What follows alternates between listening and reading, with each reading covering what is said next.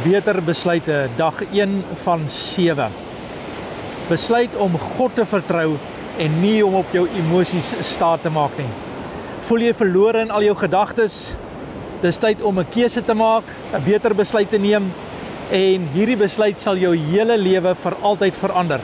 Die gedagte is Spreuke 3 vers 5. Hy sê vertrou op die Here met jou hele hart en steun nie op jou eie insig nie.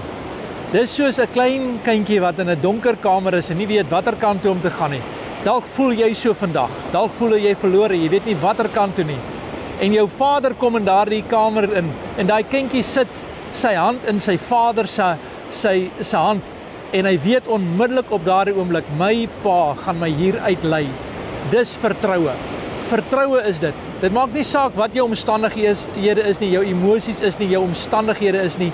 Maak 'n besluit vandag om te sê ek sit my hand in die Here se hand en ek vertrou U met alles wat in my is. Sien, ware vertroue is nie emosioneel nie. Dis 'n vaste besluit om te sê ek sit my hand in die Here se hand. Sê vir jouself vandag hardop, ek kies om die Here te vertrou. Ek kies dat sy antwoord is die regte antwoord. En bo al my gevoelens gaan ek hom vertrou. Maak 'n besluit vandag. Sê vandag vir jou omstandighede, ek vertrou die Here. Vader, ek dank U dat U ons die krag gee om beter besluite te neem.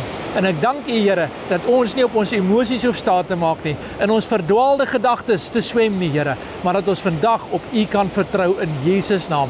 Amen.